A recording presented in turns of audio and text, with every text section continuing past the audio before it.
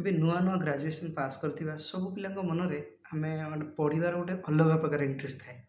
ତ ପିଲାମାନେ କମେଣ୍ଟ ସେକ୍ସନରେ ପଚାରନ୍ତି କି ଆମେ ଗ୍ରାଜୁଏସନ୍ ପରେ ସିଟି କରିବୁ କି ବିଏଡ଼୍ କରିବୁ କି ପିଜି କରିବୁ ଏଇ ତିନିଟା ଭିତରୁ କେଉଁଟା ସବୁଠୁ ବେଷ୍ଟ ହେବ କୁହନ୍ତୁ। ଦେଖନ୍ତୁ ଆପଣ ଏଇ ତିନିଟାଙ୍କର ଏଣ୍ଟ୍ରାନ୍ସ ଦିଅନ୍ତୁ ଫାଷ୍ଟ। ଆପଣ କୋଶ୍ଚିନ୍ ପାଟର୍ନକୁ ବୁଝନ୍ତୁ ଆଉ କିପରି କୋଶ୍ଚିନ୍ ଆସୁଛି ଦେଖନ୍ତୁ। ତାପରେ ଆପଣ କ'ଣ କରିବେ ଏଇ ତିନିଟା ଭିତରୁ ମୋ ଓପିନିଅନ୍ ହିସାବରେ ଆପଣ ଯଦି ବିଏଡ଼୍ କରୁଛନ୍ତି ବେଟର୍ ହେବ।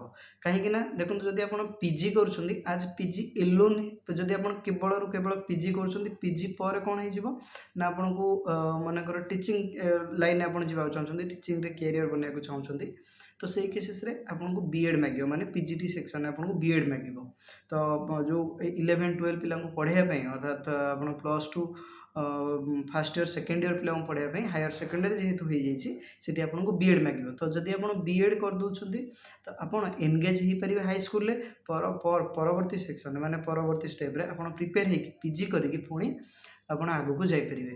ଯଦି ଦେଖନ୍ତୁ ଯଦି ଆପଣ ସେଇ ବିଏଡ଼୍ ମାନେ ବିଏଡ଼୍ କ୍ୱାଲିଫାଏ କରିପାରୁନାହାନ୍ତି କିମ୍ବା ଯଦି ଆପଣ ବିଏଡ଼୍ କ୍ୱାଲିଫାଏ କରିପାରୁନାହାନ୍ତି ତ ପିଜି କରିବା ବେଟର୍ ହେବ।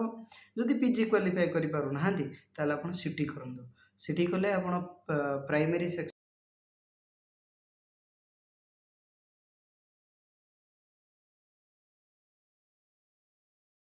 ବି ପଢ଼େଇ ପାରିବେ ଏସବୁ ଜିନିଷ ଗୁଡ଼ାକ ଆପଣ କରିପାରିବେ।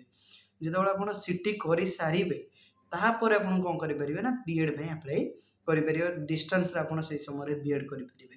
ତ ଏଇ ମୋ ମତରେ ଆପଣଙ୍କର ମୁଁ ଭାବୁଛି ଆପଣଙ୍କର ଯେଉଁ ଡାଉଟ୍ଟା ଥିଲା କି ଗ୍ରାଜୁଏସନ୍ ପରେ ମୁଁ ଟିଚିଂ କ୍ୟାରିୟର୍ ବନେଇବାକୁ ଚାହୁଁଛି ତ କ'ଣ କରିବି ସିଟି କରିବି କି ବିଏଡ଼୍ କରିବି କି ପିଜି କରିବି ତ ଆପଣଙ୍କର ଯେଉଁ ଏଇ ଯେଉଁ ଡାଉଟ୍ଟା ଥିଲା ମୁଁ ଭାବୁଛି କି କ୍ଲିଅର୍ ହେଇଯାଇଥିବ।